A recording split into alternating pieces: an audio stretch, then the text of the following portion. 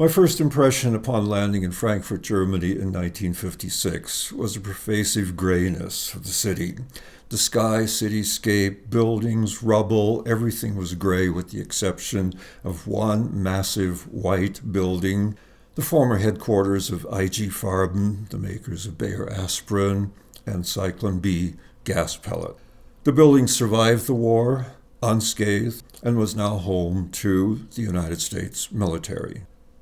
While riding the train from Frankfurt to my posting in Stuttgart, I glanced out the window. An elderly couple was working their field, and in the absence of an ox, the woman was pulling the plow, and the man was guiding it. I was 24 years old, naive, and had little knowledge of Germany and its recent past. When I arrived in Stuttgart, I was invited to dinner and spend a Sunday afternoon with a German family. The patriarch proudly showed me his photos in which he was dressed in his Wehrmacht's uniform, and as we toured his home, he pulled 2 books from his bookshelf and opened the covers for me to examine. I didn't understand why, but he said they were souvenirs from the war, as was a small table lamp with a translucent shade in the corner. The light shone through the thin parchment, and I noticed blue markings on it. I didn't understand why, and my host did not elaborate. In late 1960, I was posted in Berlin West.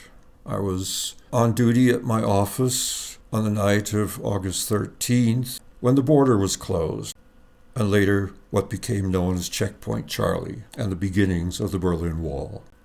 I married a German friend in 1963, prior to a year-long posting from Berlin to Jerusalem.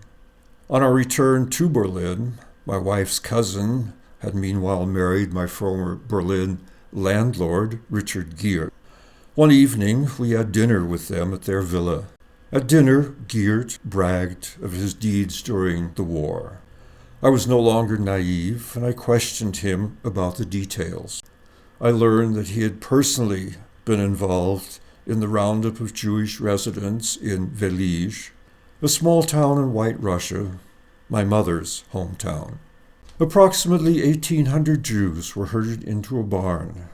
Nearly everyone inside the building was machine-gunned, and afterwards the barn was set afire, as was the entire village.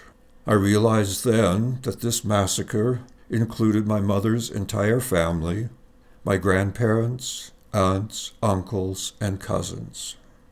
30 years later, I confirmed Geert's story while working as an archivist at the Berlin Document Center.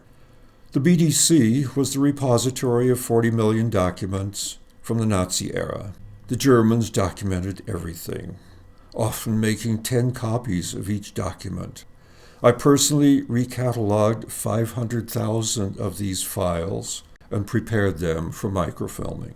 During this time, I also became aware of the support that Nazi Germany received from foreign governments, including our own, as well as American corporate investors. I also began to understand the implementation of synchronization.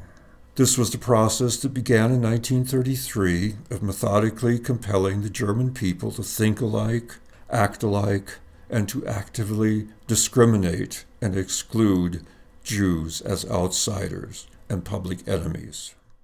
I returned to the United States in 2009, determined to educate about Germany and the genesis of the Holocaust from the perspective of an American Jew who had been immersed in German culture, history, and thought for 52 years.